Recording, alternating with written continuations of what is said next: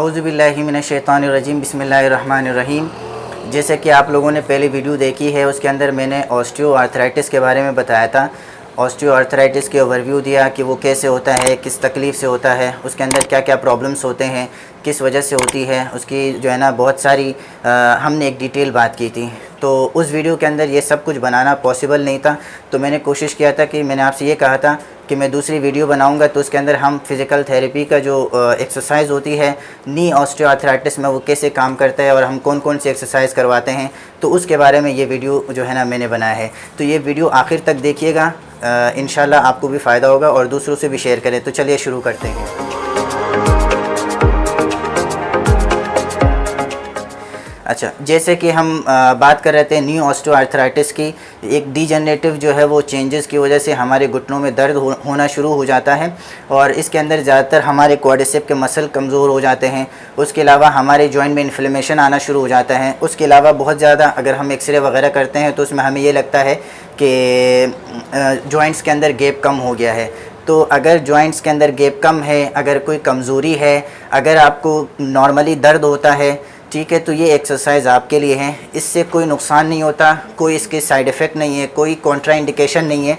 सिर्फ एक चीज़ का ख्याल रखेंगे कि अगर आपको कोई फ्रैक्चर है और फ्रैक्चर होने के फ़ौरन बाद ये एक्सरसाइज नहीं करेंगे, और अगर कोई दिल का मसला है, फॉर एग्ज़ाम्पल कुछ लोगों को बहुत ज़्यादा जो है कार्डियक इशू होती है, सीरियस कार्डियक इशू है, तो उस कंडीशन में ये एक्सरसाइज नहीं करते। उसके अलावा बाकी अगर नॉर्मली जितने भी घुटनों का दर्द है तो उन सब सूरतों के अंदर ये एक्सरसाइज आप करवा सकते हैं और ख़ुद भी कर सकते हैं। सबसे पहले एक्सरसाइज हम क्या करेंगे कि हम पेशेंट से ये कहेंगे कि वो सीधा सुपाइन लाइन पोजीशन में एक डायरेक्शन में जो है वो लेटेंगे।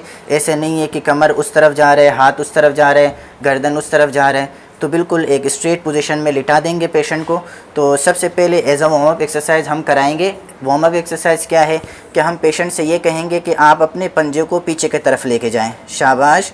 इसी तरीके से फिर आगे की तरफ ले जाएं, ठीक है, फिर पीछे करें, ठीक है। अब दोनों में आप करेंगे, ठीक है, वेरी गुड। आगे फिर पीछे, फिर आगे फिर पीछे, फिर आगे फिर पीछे। ये फर्स्ट एक्सरसाइज है और as a warm up exercise है। ये आप किसी एक टाइम में दिन में किसी एक टाइम तकरीबन 30 से 35 40 दफ़ा आप कर सकते हैं। ये आपके ऊपर डिपेंड करते हैं, आप 25 दफ़ा भी कर सकते हैं, 30 दफ़ा भी कर सकते हैं। जितने भी एक्सरसाइजेज है दिन में 3 से 4 दफ़ा, किसी एक टाइम में 15 से 20 25 दफ़ा आप ये कर सकते हैं। तो ये फर्स्ट एक्सरसाइज था। सेकेंड एक्सरसाइज हम शुरू करते हैं।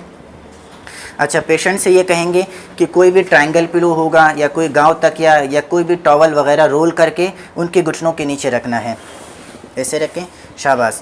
अब हम मरीज़ से ये कहेंगे कि आप अपने दोनों घुटनों के साथ इस तकिए को दबाएंगे, वेरी गुड। इस तरीके से जब ये एक्सरसाइज कर रहे होते हैं तो आप अपने पंजों को पीछे की तरफ फोर्स लगाएंगे, वेरी गुड, और इसको 5 सेकंड तक होल्ड करके रखना है, ठीक है। 1 2 3 4 5, फिर छोड़ दें।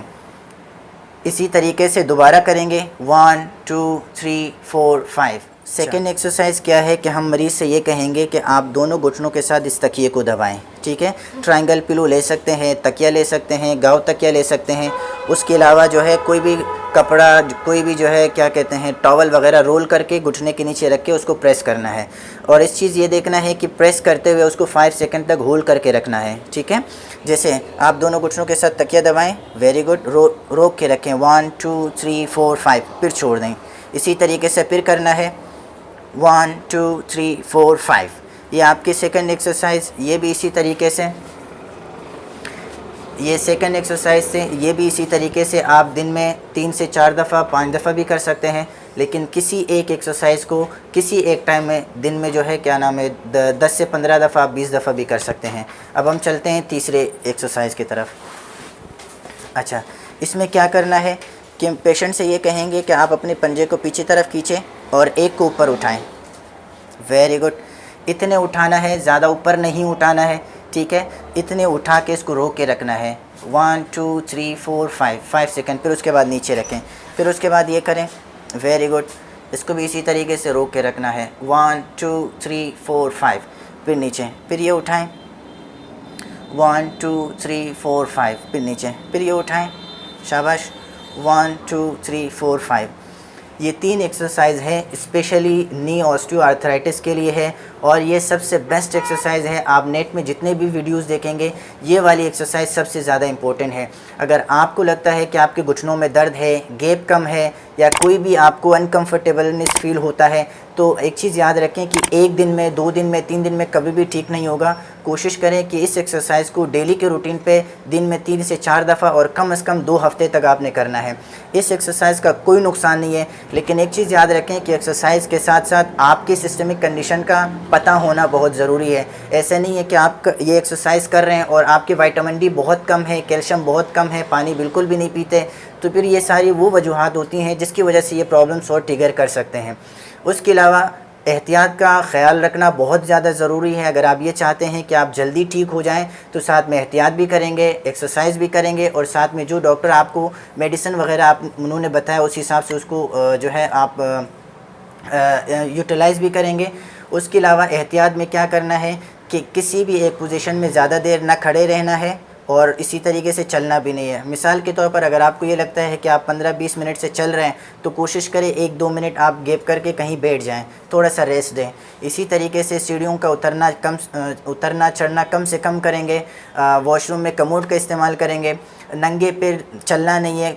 कभी कभार घर पे होते हैं तो अगर जो है वो ऐसे ही सख्त सरफेस पे आपने चलना है तो उसकी वजह से भी हमारे घुटनों पे प्रेशर पड़ सकता है, तो उसका भी बड़ा ख्याल रखेंगे। उसके अलावा आप अपने फुटवेयर का बहुत ज़्यादा ख्याल करना ज़रूरी है कि कोशिश करें कि रबर सोल की सॉफ्ट जो है वो चप्पल सैंडल्स होते हैं तो उसका आपने इस्तेमाल करना है।